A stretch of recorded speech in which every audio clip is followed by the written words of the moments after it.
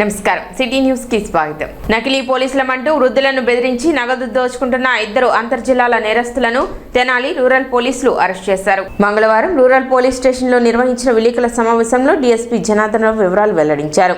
చీరాలకు చెందిన Kavati Kiran Kumar, Sadupati Murali Pulsar bike పై తిరుగుతూ గంజాయి తనిఖీ పేరుతో వృద్ధులను భయపెట్టి నగదు దోచుకుంటున్నట్లు తెలిపారు. ఈ నెల 7న నందివెలుగు వద్ద మల్లికార్జున రెడ్డి నుండి 50,000 రూపాయల నగదు, దుగ్గిరాల పరిధిలో మహమ్మద్ ఫారూక్ నుండి 7,000 రూపాయలు దోచుకున్నారని చెప్పారు. సాంకేతిక ఆధారాలతో నిందితులను గుర్తించిన పోలీసులు వారిని అరెస్ట్ చేసి 57,000 రూపాయల నగదు, నేరానికి ఉపయోగించిన పల్సర్ బైక్ ను స్వాధీనం చేసుకున్నారు. ప్రధాన నిందితుడు కిరణ్ కుమార్ పై గతంలో సుమారు 12 కేసులు ఉండగా, రెండో నిందితుడు మురళి గతంలో బీఎస్ఎఫ్లో సుమారు 12 సంవత్సరాలు పనిచేసి ఉద్యోగం వీడి కిరణ్ కుమార్తో కలిసి నేరాలకు పాల్పడుతున్నట్లు విచారణలో వెల్లడైందన్నారు. కేసును ఛేదించిన రూరల్ ఎస్ఐ కె ఆనంద్, సిబ్బందిని సిఐ నాయబ్ రసూల్ను డీఎస్పీ అభినందించారు.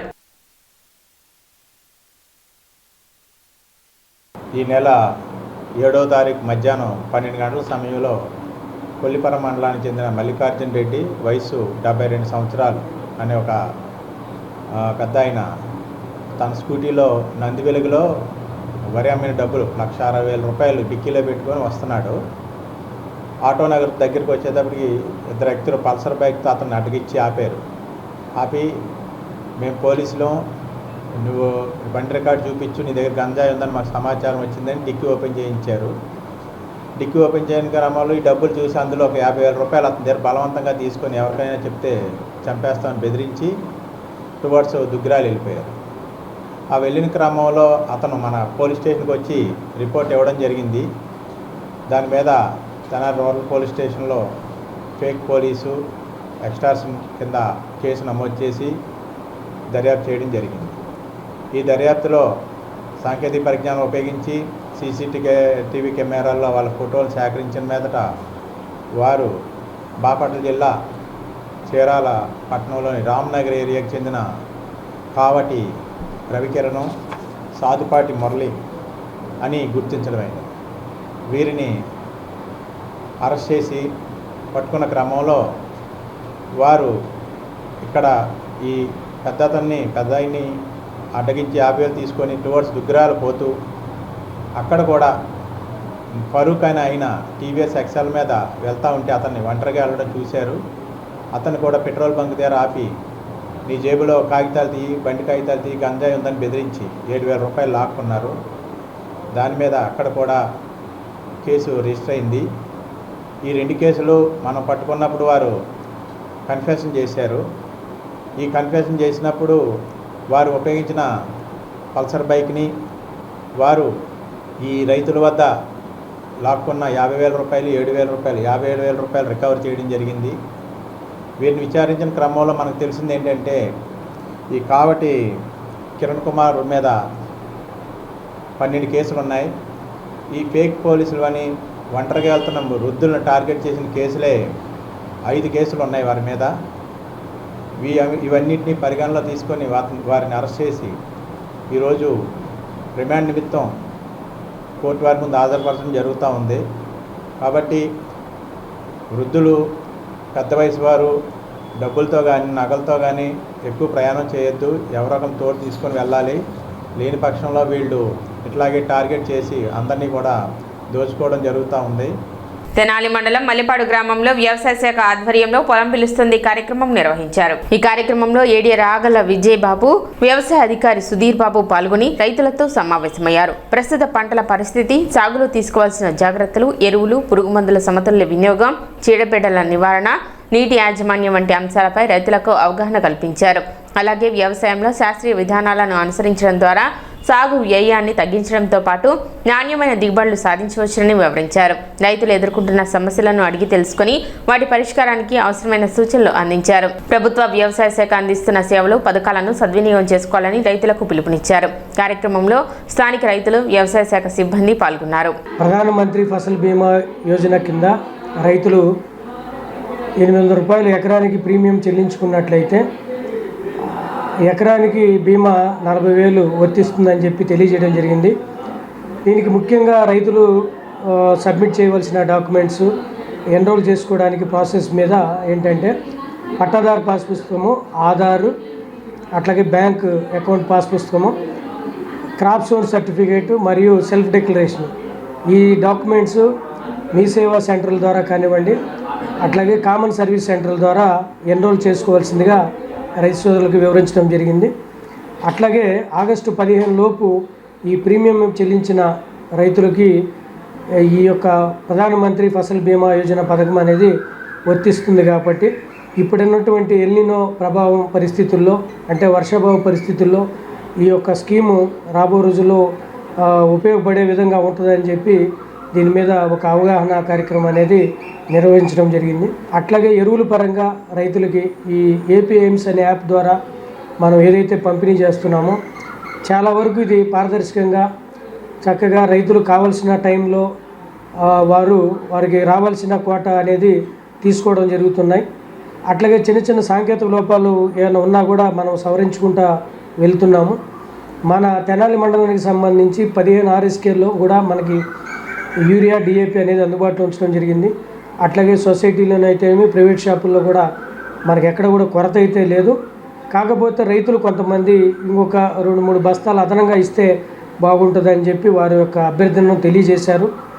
అది రాబో రోజుల్లో ఏమన్నా మనము పై అధికారుల దృష్టికి తీసుకువెళ్ళి ఆ సమస్యను కూడా పరిష్కరించే అవకాశం చూస్తామని చెప్పాము. అదేవిధంగా మనం ఓన్లీ యూరియా, DAP మాత్రమే యాప్ ద్వారా ఇవ్వడం జరుగుతుంది. మనకి మార్కెట్లో SSS కానివ్వండి, కాంప్లెక్స్ ఎరువుల రూపంలో మనకి ఫ్రీగానే దొరుకుతాయి. అంటే అది యాప్ పరంగా ఏమీ ఆంక్షలు అయితే లేవు. కాబట్టి ప్రత్యామ్నాయంగా కూడా మనం DAP నానో కానీ, నానో యూరియా కానీ, SSS కాంప్లెక్స్ లాంటివి ఇతరత్ర కూడా మనం వాడుకొని ఈ నేల సారవంతాన్ని పోగొట్టుకోకుండా మనము ఈ యొక్క ఎంత అవసరమో అంత మోతాదులోనే ఎరువులు వినియోగం జరిగితే రాబో రోజుల్లో పంటలు, నేల ఆరోగ్య పరిస్థితి మెరుగుపడుతుందని చెప్పి రైతులకి అవగాహన కల్పించడం జరిగింది. కటివరం గ్రామంలోని జెడ్పీ హై స్కూల్లో 2025-26 విద్యా సంవత్సరానికి సంబంధించిన 10వ తరగతి పబ్లిక్ పరీక్షల్లో ప్రథమ, ద్వితీయ, తృతీయ స్థానాలు సాధించిన విద్యార్థులను లైఫ్ కేర్ ఫౌండేషన్ ఆధ్వర్యంలో మంగళవారం సన్మానించి నగదు ప్రోత్సాహకాన్ని అందజేశారు. ప్రథమ స్థానం సాధించిన గుమ్మడి అస్మిత, ద్వితీయ స్థానం సాధించిన అంగిరేకుల సంజన, తృతీయ స్థానం సాధించిన కోనల హారికలకు 2000 రూపాయల చొప్పున లైఫ్ కేర్ ఫౌండేషన్ అధ్యక్షురాలు మధు కోనేరు నగదు బహుమతిని అందజేశారు. ఈ సందర్భంగా మధు కోనేరు మాట్లాడుతూ ప్రతిభ కనపరిచిన విద్యార్థులను ప్రోత్సహించేందుకు ఈ కార్యక్రమాన్ని నిర్వహిస్తున్నామని తెలిపారు. ఇలాంటి సేవా కార్యక్రమాలకు ఎమ్మెల్సీ ఆలపాటి రాజేంద్ర ప్రసాద్ స్ఫూర్తిగా నిలిచారని, భవిష్యత్తులో మరిన్ని కార్యక్రమాలు చేపడతామని చెప్పారు. పాఠశాల ప్రధానోపాధ్యాయుడు శ్రీధర్ మాట్లాడుతూ విద్యార్థులను ప్రోత్సహించే లక్ష్యంతో లైఫ్ కేర్ ఫౌండేషన్ చేపడుతున్న కార్యక్రమం అభినందనీయమని పేర్కొన్నారు. ఈ కార్యక్రమంలో ఫౌండేషన్ సభ్యులు మధిర రాజు, భాస్కర్ నాయుడు, సాంబశివరావు, ఆశాతో పాటు పలువురు పాల్గొన్నారు. Life care education and health foundation ద్వారా 10th పరీక్షల్లో పాస్ అయిన విద్యార్థులకి ప్రతి ఒక్కరికి 2000 రూపాయల చొప్పున ఇవ్వడం జరుగుతుంది. నాకు ఈ ఆలోచన రావడానికి స్ఫూర్తి మా నాయకుడు ఎమ్మెల్సీ ఆలపాటి రాజేంద్ర ప్రసాద్ గారు అని తెలియచేసుకుంటున్నాను. సో విద్యార్థులందరూ కూడా మంచిగా చదువుకుని మంచి ఆలోచనలతో పైకి రావాలని కోరుకుంటూ భవిష్యత్తులో ఇలాంటి కార్యక్రమాలు ఎన్నో చేస్తామని తెలియచేసుకుంటున్నాను. Thank you. జిల్లా పరిషత్ ఉన్నత పాఠశాలలో కటవరము నందు 2026 మార్చి SSC పబ్లిక్ పరీక్షల్లో 1వ, 2వ, 3వ స్థానం పొందిన పిల్లలకు శ్రీ మధిర రాజు గారు, శ్రీమతి మధు కోనేరు వారు మరి నగదు బహుమతులు ఇవ్వటం జరిగింది. ప్రతి పిల్లవానికి 2000 రూపాయలు నగదు చొప్పున మొదటి బహుమతి పొందిన గుమ్మడి అస్మిత్కి 546 మార్కులు, రెండవ బహుమతి పొందిన అంగిరేకుల సంజన 542 మార్కులు, మూడవ బహుమతి కేసన లహరి 448 మార్కులకి అందజేశారు. మరి పాఠశాల యొక్క విద్యార్థులకి ఈ విధమైన ప్రోత్సాహక బహుమతులు అందజేసిన శ్రీ మధిర రాజు గారిని, మధు కోనేరు వారిని కృతజ్ఞతలతో మేము నమస్కారాలు తెలియజేసుకుంటున్నాం. మరి విద్య అనేది మన యొక్క భవిష్యత్తును మార్చే ఒక ఆయుధం అని మనందరికీ తెలుసు. అలాంటి మరి ప్రభుత్వ పాఠశాలలో చదువుతున్న విద్యార్థుల యొక్క మరి చదువు కోసం ఉడతా భక్తి సహాయముగా మరి విలువైన తమ కాలాన్ని ధనాన్ని వెచ్చించి మా పాఠశాల విద్యార్థులకి ప్రోత్సాహక బహుమతులు అందజేసినందుకు వారికి జిల్లా పరిషత్ ఉన్నత పాఠశాల కటివరం తరపున కృతజ్ఞతలు తెలియజేసుకుంటున్నాను. హరిహంసిక మార్షల్ ఆర్ట్స్ అకాడమీలో బెల్ట్ పరీక్షల్లో ఉత్తీర్ణులైన విద్యార్థులకు మంగళవారం బెల్టులు, మెడల్స్, సర్టిఫికెట్లు అందజేశారు. ఇటీవల జరిగిన బ్లాక్ బెల్ట్ పరీక్షలో ఉత్తీర్ణులైన నిధి, అమర్నాథ్, భానుప్రసాద్లకు బ్లాక్ బెల్ట్ ధృవీకరణ పత్రాలను ప్రదానం చేశారు. ఈ సందర్భంగా ప్రధాన శిక్షకులు చిన్న మాస్టర్ మాట్లాడుతూ ఇప్పటి వరకు 275 మంది విద్యార్థులకు బ్లాక్ బెల్ట్ శిక్షణ అందించి తీర్చిదిద్దినట్లు తెలిపారు. విద్యార్థులు మరిన్ని విజయాలు సాధించాలని ఆకాంక్షించారు. కార్యక్రమంలో కరుణాకర్, సోమయ్య, శ్రీనివాసరావు, ఆంజనేయులు, విద్యార్థులు, వారి తల్లిదండ్రులు పాల్గొన్నారు. వీళ్ళందరూ కలిపి బ్లాక్ బెల్ట్ టెస్ట్కి అటెండ్ అయ్యారు. చిన్న మాస్టర్ గారు వచ్చేసి థర్డ్ డా నుంచి ఫోర్త్ దానికి ప్రమోట్ అయ్యి ఆ కన్ఫర్మేషన్ లెటర్ వచ్చింది, ఇవాళ ఇవ్వడం జరిగింది. అదేవిధంగా ఇంత వయసులో కూడా సారు కష్టపడి థర్డ్ డా నుంచి ఫోర్త్ దానికి వెళ్ళారంటే మామూలు విషయం కాదు. ఆ ఏజ్లో ఆయన కష్టపడి అక్కడ చేయడం మేము చూసాం కల్లారా. ఆయనకు తగ్గట్టుగానే, ఆయన ఆరాధనకు తగ్గట్టుగానే ఈ కన్ఫర్మేషన్ లెటర్ కూడా వచ్చింది. అట్లాగే సారు అన్నదండలతో మేము కూడా ముందుకు వెళ్తున్నాం. సారు సపోర్ట్ ఉండి మేము చిన్నగా ఎదుగుతూ ఉన్నాము. నెక్స్ట్ ఈ కన్ఫర్మేషన్ లెటర్ అనేది సౌత్ కొరియా నుంచి వచ్చింది. అది అందజేయడం జరిగింది ఈ రోజున. 37 సంవత్సరాల నుంచి Harihamsika martial art academy run చేస్తున్నాము. అలాగే ఈ ఫోర్త్ దానికి బ్లాక్ బెల్ట్కి అప్పీల్ అవ్వడానికి ఎన్నో వేరే ప్రయాసాలు పడి ఎట్టాగొట్ట సాధించాము. అలాగే అమర్నాథ్, నిధి, భానుప్రసాద్ ఇలాగే వీళ్ళు ఫస్ట్ దానికి వెళ్తున్నారు. అలాగే ఇంకా మా పిల్లల్ని ఇంకా తయారు చేయాలని నా మనస్ఫూర్తిగా కోరుకుంటున్నాను.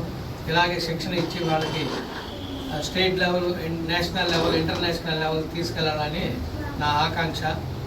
ఈ Karunakar Guntur the championship taekwondo academy తరఫున నాకు ఈ చిరు సత్కారం చేసినందుకు నేను ఎంతో కృతజ్ఞత భావంతో ఉన్నాను. Thank you very much. పట్టణంలోని శివాజీ చౌక్ నుండి గాంధీ చౌక్ వరకు రహదారిపై ఉన్న ఆక్రమణలను తెనాలి పోలీసులు తొలగించారు. ఈ కార్యక్రమాన్ని 1 town CI Rambabu, 2 town CI Ravindrababu పర్యవేక్షించారు. రోడ్లపైకి తోపుడు బండ్లు, దుకాణాల సామాగ్రిని తీసుకువచ్చి ట్రాఫిక్ కు ఆటంకం కలిగిస్తున్న వాటిని తొలగించి సంబంధిత వ్యాపారులకు పోలీసులు హెచ్చరికలు జారీ చేశారు. ఇకపై దుకాణాల ముందు రోడ్డుపై వస్తువులు ఉంచడం, పార్కింగ్ స్థలాలను ఆక్రమించడం, రాకపోకలకు అంతరాయం కలిగించడం వంటి చర్యలు పునరావృతమైతే సంబంధిత వారిపై చట్టపరమైన చర్యలు తీసుకుంటామని 1 town CI Rambabu, 2 town CI Ravindra Babu తెలిపారు. తెనాలి పట్టణంలో రోజురోజుకి ట్రాఫిక్ సమస్యలు పెరుగుతున్న నేపథ్యంలో వ్యాపారులు, వాహనదారులు, ప్రజలందరూ సహకరించి రహదారులను ఆక్రమించకుండా, ట్రాఫిక్కు అంతరాయం కలగకుండా బాధ్యతాయుతంగా వ్యవహరించాలని పోలీసులు విజ్ఞప్తి చేశారు. ట్రాఫిక్ సమస్య తెనాలి పట్టణంలో రోజురోజుకి రద్దీ అవుతున్న దృష్ట్యా ప్రజలందరూ సహకరించాలి. ముఖ్యంగా షాపు ఓనర్లు గమనించుకోండి. మీ షాపుల నుంచి ముందుకు ఆక్యుపై చేసి మీ సామాన్లని రోడ్డు మీద పెట్టడం వలన ఆ ట్రాఫిక్, ఆ పార్కింగ్ ప్లేస్ని బాగా ఇబ్బంది జరుగుతుంది. దానివల్ల రాంగ్ పార్కింగ్ ఉన్న వాహనదారులకి చలానా విధిస్తున్నాం. కాబట్టి దయచేసి మీ సామాన్లని షాపుల ముందు పెట్టకుండా షాపుల్లోనే ఉంచుకోండి. ఎటువంటి పరిస్థితుల్లో మీ షాపుల బయటికి సామాన్ తేవద్దు. అదేవిధంగా వాహనదారులు గమనించండి, పార్కింగ్ ప్లేస్లో మాత్రమే పార్కింగ్ జరగాలి. అంతేగాని ఎక్కడ పడితే అక్కడ పెట్టి ట్రాఫిక్ ఇబ్బంది కలిగించవద్దు. ప్రజలందరూ ఇలా సహకరిస్తేనే ట్రాఫిక్ మనము జీరో ట్రాఫిక్గా చూసుకోగలం. కాబట్టి పట్టణంలో ప్రజలందరూ చక్కగా సహకరించి మాకు పోలీసు అందరికీ సహకరించి కోరుచున్నాం. సిటీ న్యూస్ ఇంతటితో సమాప్తం. నమస్కారం.